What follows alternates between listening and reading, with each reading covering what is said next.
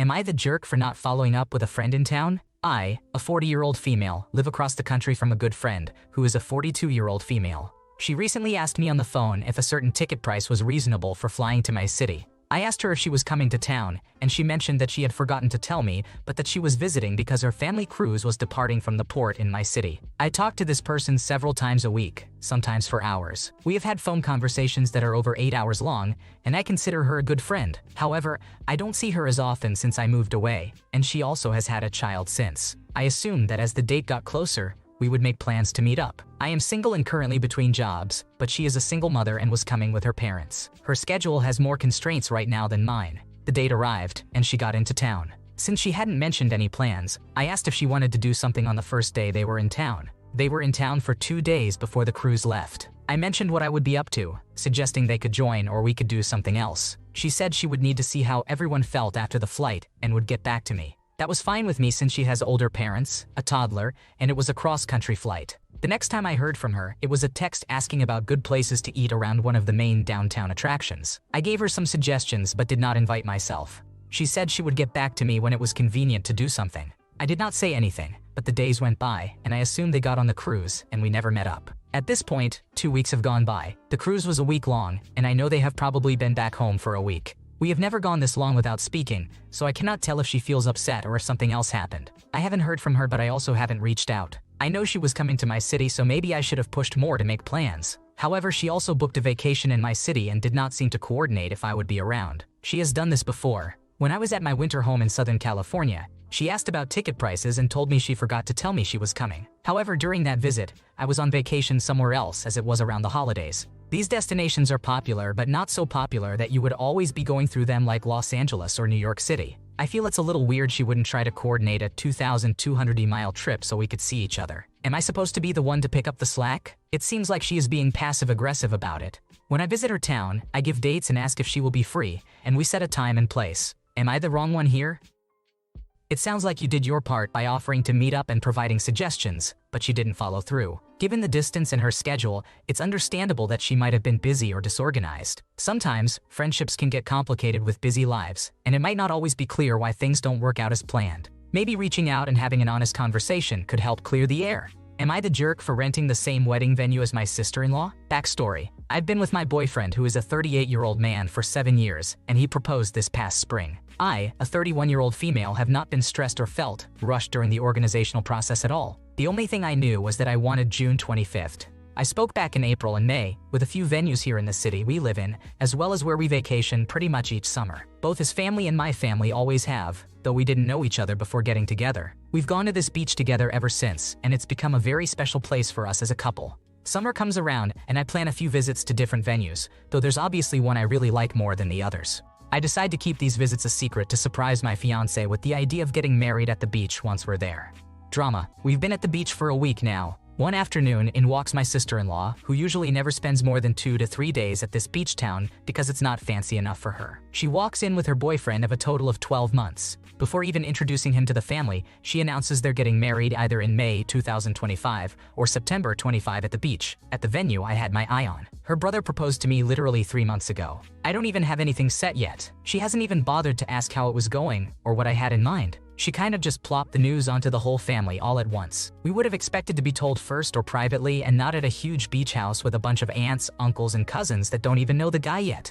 It felt a bit invasive. My response, I didn't say anything other than, "Oh, I have an appointment to see that venue in a few days. It was supposed to be a surprise for your brother." She ignores me and goes on showing off this extravagant ring. Apparently that night at dinner, my other sister-in-law pulled her aside and told her not to even dare get married 1 month before our set date, just out of respect. Kudos to her.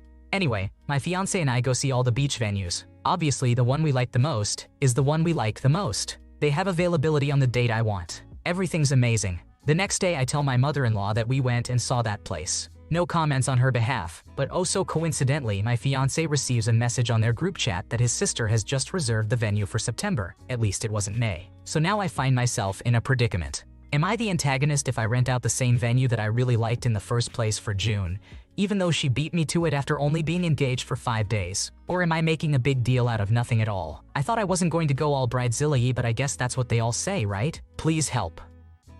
Her story is her story, and there's nothing rushed about getting married to someone you've been with for a year, especially in your 30s. OP and OP's future sister-in-law both like the same venue for their respective weddings, but there's no conflict on dates. You are not at fault here for wanting the same venue, but making a mountain out of a molehill seems exceptionally petty.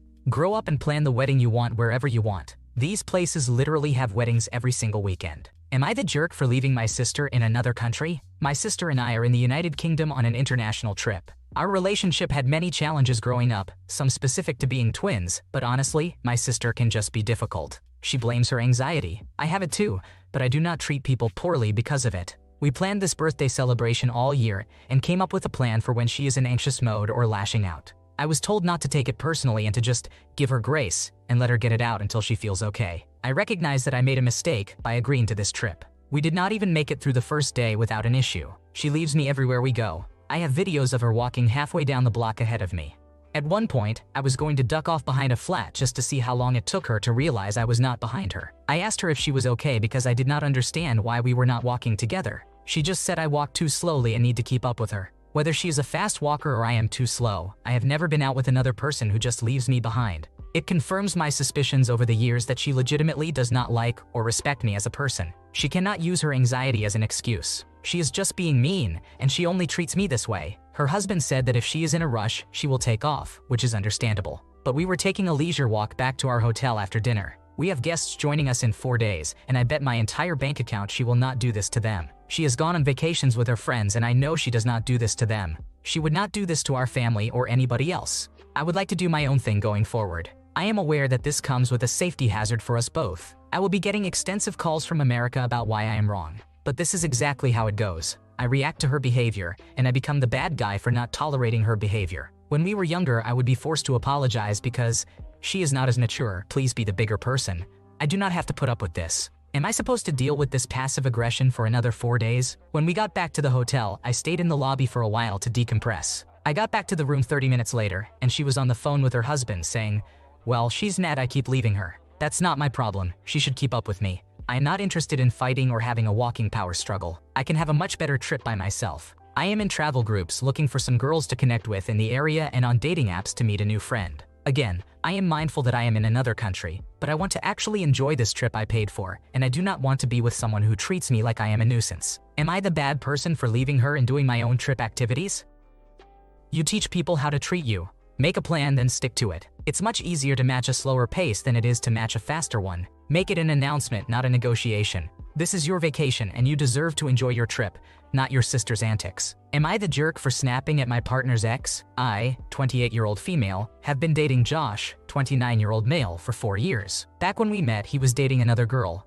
He broke up with S after telling her he liked me. We have been together since then. S and Josh remained friends after the breakup. Whenever I saw S, she would always find a way to make me feel out of place. I never understood why she would reject me in such a way, since I never was a homewrecker. When S and Josh were together, I always made sure to never make S feel threatened, so I don't really know her reasons. Our relationship has always been pretty solid. We go out on dates regularly. He often spoils me. We started thinking about getting married a while ago. After a couple of months, my boyfriend proposed. It was really romantic, and I obviously said yes. We were both so happy. 2 weeks later, we had our engagement party. Everyone was invited, including S the whole time.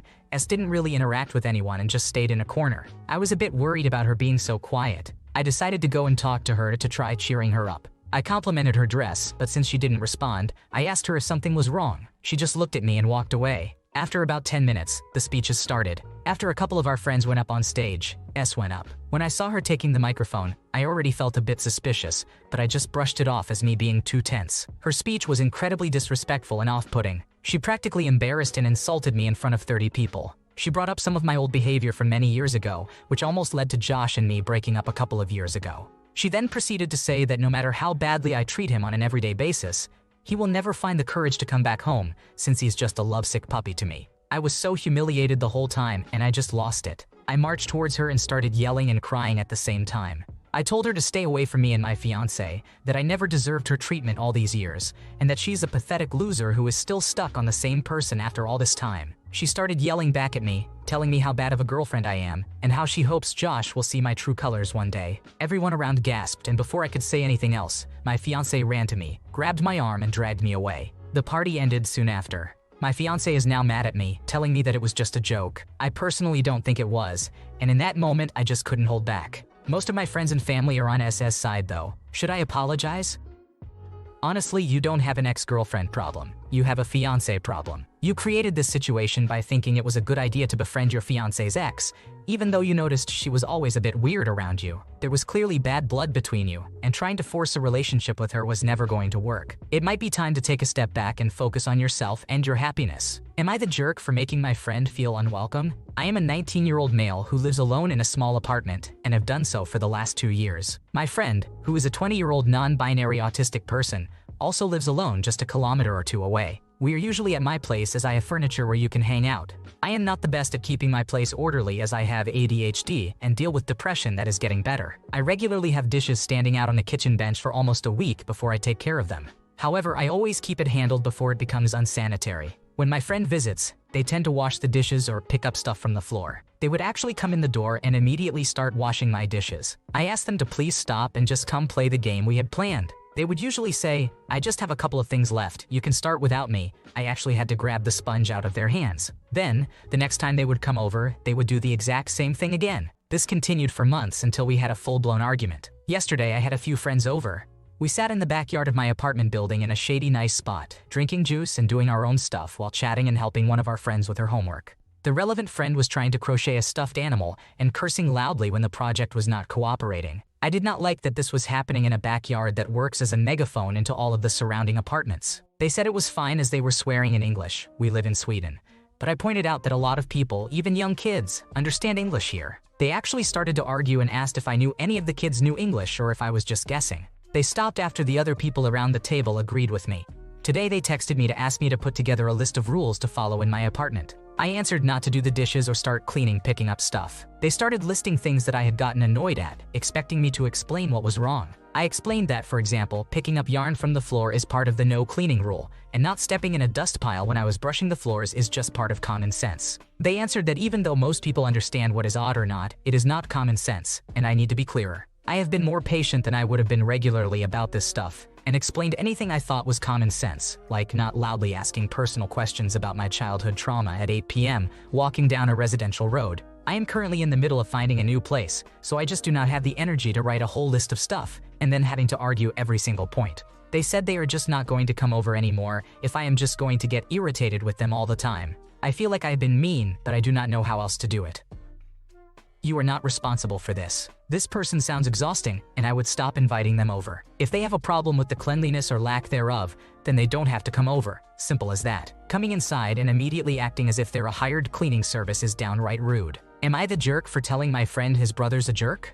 Basically, my short-time friend, who I'll call Derek, has been jumping to the defense of his little brother, who I'll call Adam, for a while, which would be understandable if his brother wasn't being completely rude. Adam has been on and off dating someone who I'll call Oscar. Over a year ago, Oscar cheated on Adam with someone who we'll call Mark. After Oscar cheated with Mark, they started dating, but after a while they broke up, and Oscar started dating Adam again. Mark is a friend of mine, and when I learned about what had happened, I told him what he did wasn't okay because I don't in any way condone cheating. When I told him that, he said he realized now what he did was not okay and had apologized to Adam with full sincerity and went out of his way to leave Adam alone. When all of this happened, Adam was very upset, which is reasonable. However, Adam was not just upset in silence or only telling Oscar that he was upset. He made it very loudly known. I understand that what happened hurt, but even a year later, with Adam and Oscar now being broken up again, Adam still continues to be loudly and openly rude to Mark. When Adam began to be rude to Mark, Oscar always said that it was justified and we needed to let it go. Now that it's been over a year of this, Oscar finally started to tell Adam that it was not okay for him to be bullying Mark like this. This confrontation led to them breaking up once again because Adam is so set on the fact that he is completely justified in his boiling hatred and blatant bullying of Mark.